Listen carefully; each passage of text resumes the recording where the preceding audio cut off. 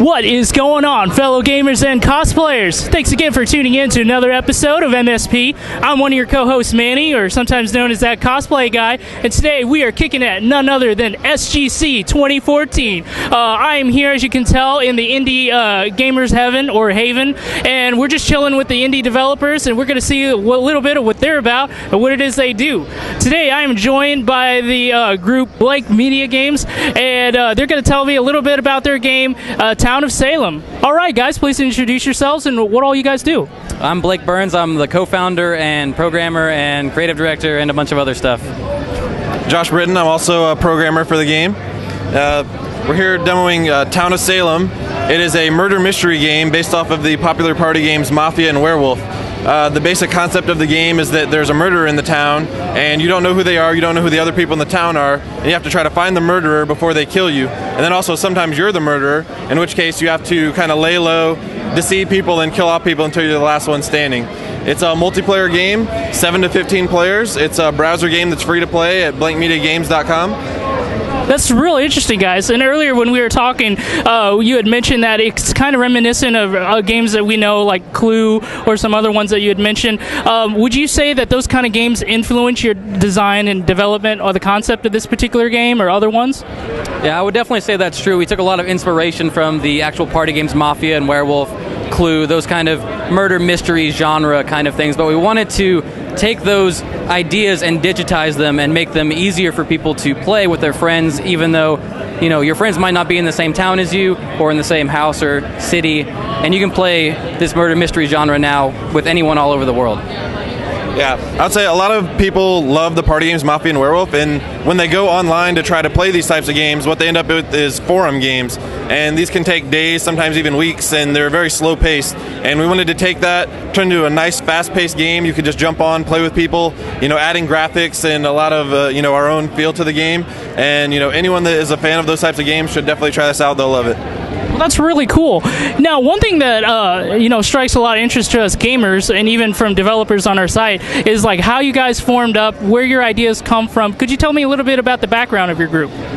Well, we originally met as co-workers at a game company in Austin, and ever since then we kind of hit it off. We've become friends, and actually moved in across the street from me, so we live like right next to each other. Nice. And that's kind of how the studio got formed. Was we were like, we're tired of working for other people, let's go do the thing that we want to do.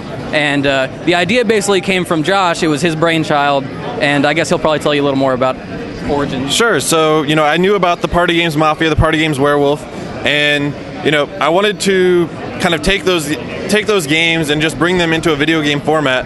And you know, the biggest thing is, like I said, it was something people wanted. Like, I saw people out there, they're playing forum games, they're asking, like, you know, where can I play this online? And that's just kind of when it occurred to me, like, there needs to be a game out there for this. There's a need, we know, you know, there's a demand, we need to have a supply for it. And you know, we started off, it was 2 years in the making before we launched our Kickstarter in February, and the Kickstarter got successfully funded, and then after that, that's when we knew, like, you know, it's time to go full-time with this, quit our jobs, you know, put everything we have into this, and now here we are about 6 months later at the convention. You know, company's grown a lot, but we're still trying to take it even further than where it is now.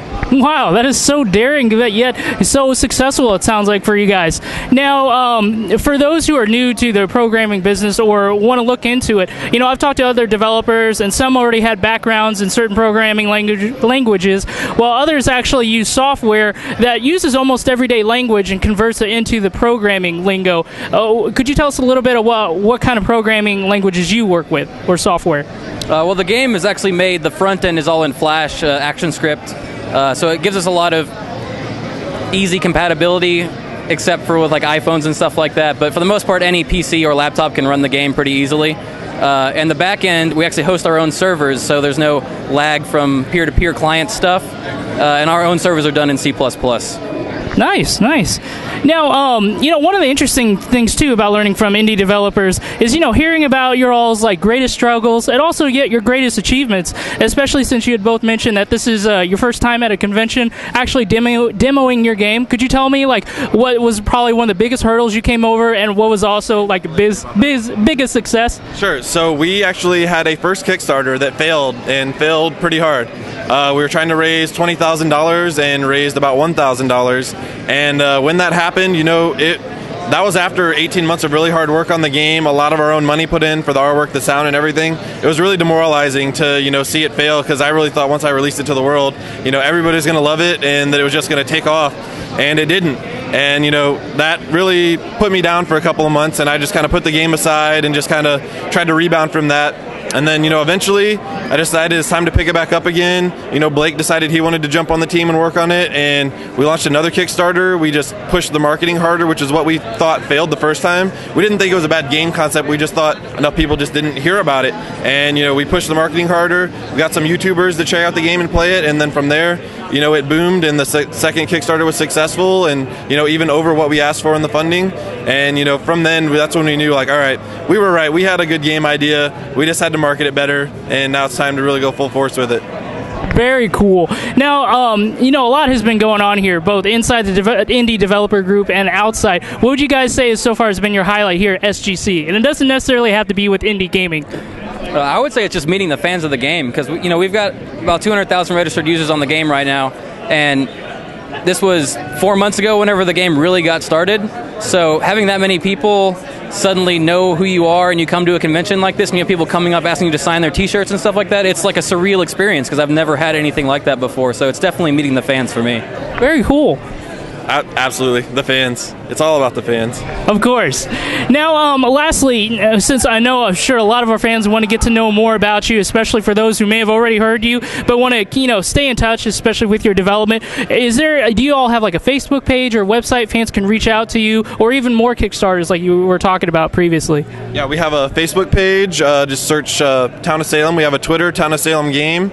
We respond to all our fans on Twitter and everything daily. And our main website is BlankMediaGames.com. You can go there to play the game. We have forums. You can post on the forums. We check those all the time too, so lots of ways to get in touch with us. Very cool, guys. Well, thanks again for hanging out with me, Blake, Josh. And again, we were checking out the indie game, Town of Salem, over here at SGC 2014. Check us out, and thanks again for tuning in to another episode of MSP. I'm your co-host, Manny, or That Cosplay Guy, signing off, and we'll see you in the next episode. Later.